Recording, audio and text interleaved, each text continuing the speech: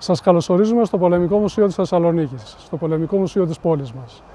Το κτίριο χτίστηκε το 1900 και σχεδιάστηκε από τον Ιταλό αρχιτέκτονα Βιταλιάνο Ποζέλη για τις ανάγκες του Οθωμανικού στρατού. Το 1912 μπήκε στην πόλη μας ο ελληνικός στρατός ως ελευθερωτής και το κτίριο περιήλθε στην κυριότητά του. Στέγασε μέσα σε αυτό στρατιωτικές μονάδες και διάφορες άλλες στρατιωτικές υπηρεσίες. Το 1993 αποφασίστηκε από την πολιτική και στρατιωτική ηγεσία ότι η πόλη της Θεσσαλονίκης θα πρέπει να αποκτήσει το δικό της πολεμικό μουσείο. Έγιναν λοιπόν οι απαιτούμενες ανακατασκευές και αναπαλαιώσεις και το κτίριο το 2000 λειτουργήσε ως πολεμικό μουσείο. Σήμερα στεγάζει στις αίθουσές του περισσότερα από 10.000 κοιμήλια, ανασυνθέτοντας τη νεότερη ιστορία της Ελλάδος.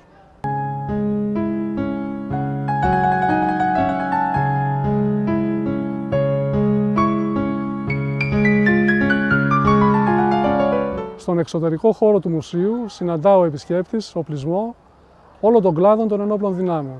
Τιμάται έτσι η προσφορά του στρατού, του ναυτικού και της αεροπορίας σε όλους τους αγώνες των Ελλήνων. Ανάμεσα στα όπλα θα δούμε άρματα μάχης, πυροβόλα, αντιαρματικά και αντιαεροπορικά όπλα, οχήματα και ένα αεροπλάνο της πολεμικής αεροπορίας, το οποίο κοσμεί τον εξωτερικό χώρο του κτηρίου, καθώς επίσης και μια συλλογή για το πολεμικό μας ναυτικό.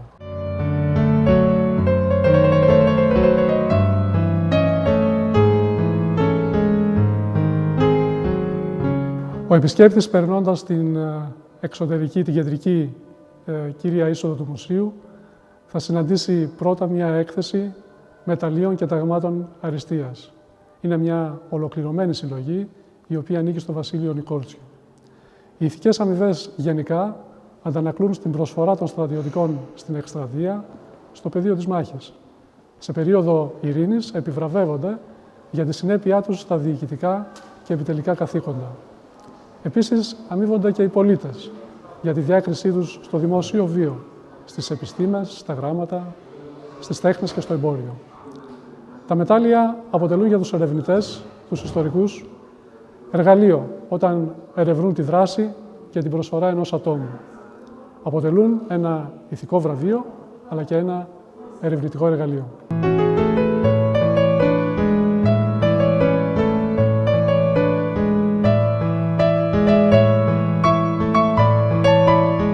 Στη συνέχεια, μετά την έκθεση των μεταλλίων, διακρίνουμε 10 προθήκες που περιέχουν οπλισμό που χρησιμοποίησε ο ελληνικός στρατός, καθώς και οι αντίπαλοι του και οι σύμμαχοι, σε όλο το διάβα της ιστορίας, από την προεπαναστατική περίοδο μέχρι τις μέρες μας.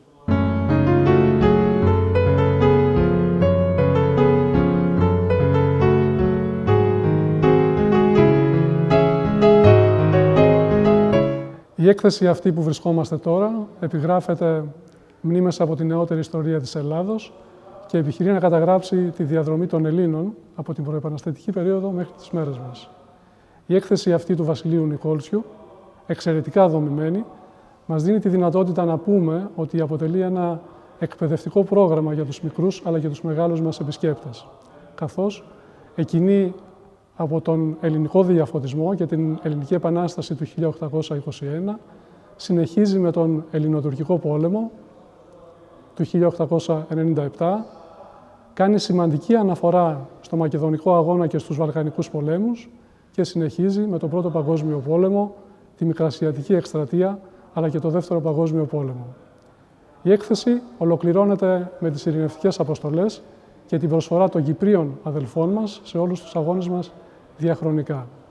Ένα διαφορετικό αλλά σημαντικό στοιχείο το οποίο μας δίνει η έκθεση αυτή είναι τα θαυμάσια ζωγραφικά έργα τα οποία υπάρχουν. Εκτός του ότι κοσμούν την αίθουσα, δίνοντας χρώμα και πνοή, μας μεταφέρουν στο χαρακτήρα μιας άλλης εποχής και μας γνωρίζουν μέσα από πρόσωπα και στιγμιότυπα τον τρόπο αλλά και τα μέσα που χρησιμοποίησαν οι Έλληνες για να αποκτήσουν την ελευθερία τους, αλλά και να τη διατηρήσουν στο διάβα της ιστορίας.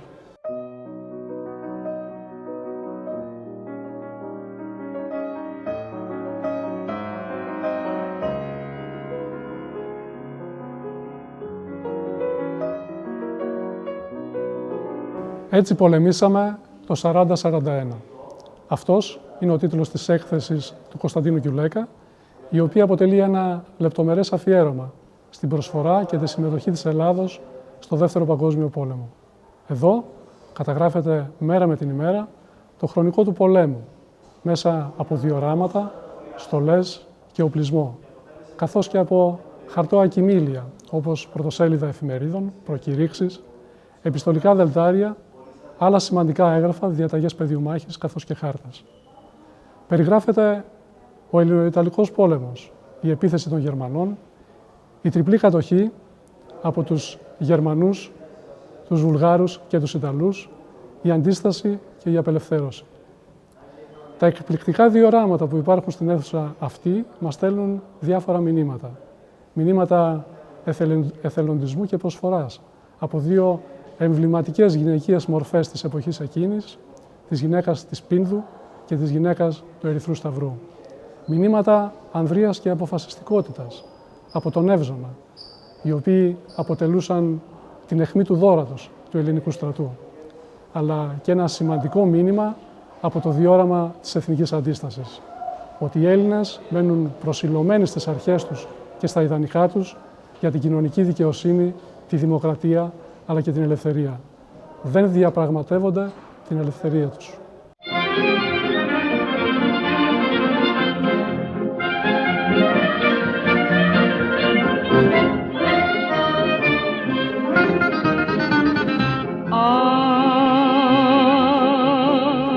Βάζω ντούτσε τη στολή του και τη σκουφιά την ψηλή του μ' όλα τα φτερά.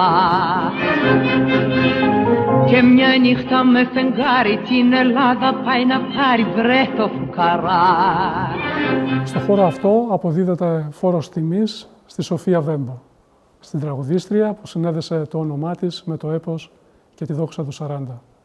Το Πολεμικό Μουσείο της Θεσσαλονίκης αφιερώνει τη μοναδική αυτή έκθεση στην κορυφαία ερμηνεύτρια με αυθεντικά κοιμήλια τα οποία ανήκουν στην Κατερίνα Πετρίδου.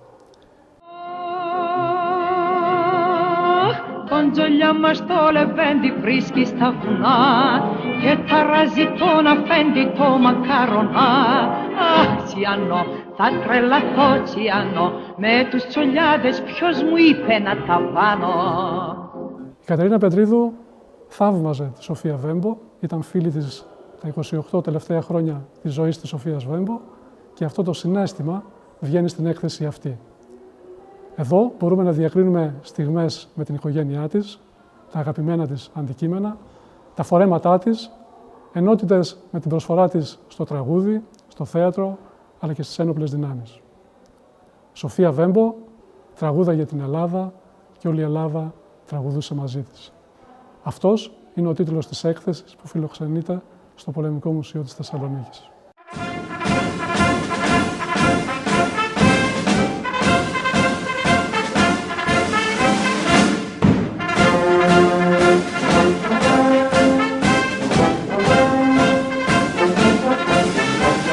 Βρισκόμαστε στον προθάλαμο, στον πρώτο όροφο του κτηρίου.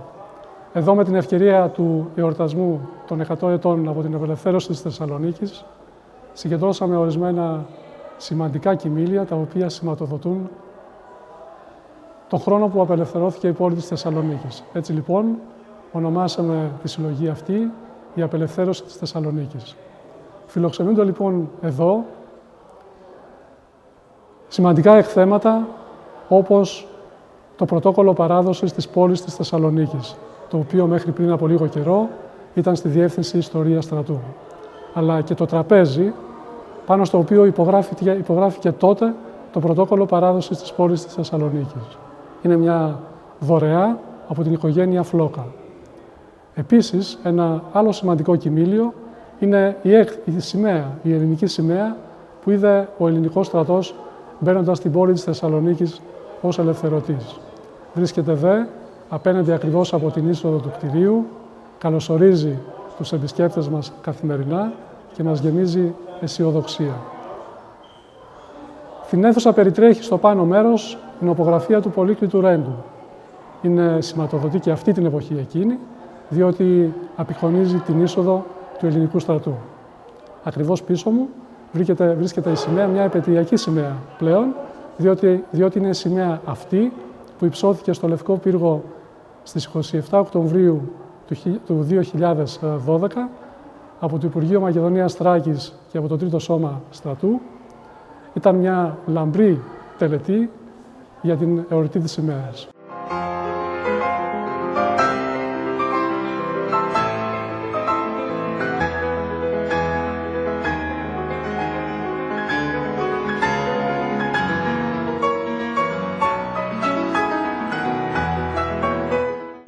Το Πολεμικό Μουσείο της Θεσσαλονίκης βρίσκεται στην καρδιά της πόλης μας, λίγα μέτρα από το Βυζαντινό και το Αρχαιολογικό Μουσείο, συμπληρώνοντας έτσι θεματικά την ιστορία της χώρας μας. Πιστεύουμε ότι το Πολεμικό Μουσείο της Θεσσαλονίκης αξίζει της προσοχής των επισκεπτών της πόλης αλλά και των συμπολιτών μας, διότι γνωρίζοντας την ιστορία μας αποκτούμε αυτοπεποίθηση.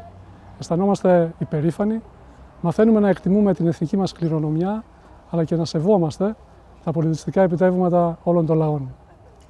Με την πίστη ότι το Πολεμικό Μουσείο δίνει στους επισκέπτες το πεδίο για μελέτη, έρευνα και εκπαίδευση, αλλά και ψυχαγωγία, σας προσκαλούμε να το επισκεφθείτε. Το μουσείο λειτουργεί καθημερινά εκτός από τη Δευτέρα, από τις 9 η ώρα το πρωί μέχρι τις 5 η ώρα το απόγευμα για το χειμώνα και από τις 9 η ώρα το πρωί μέχρι τις 7 η ώρα το απόγευμα για το καλοκαίρι. Θα σας περιμένουμε.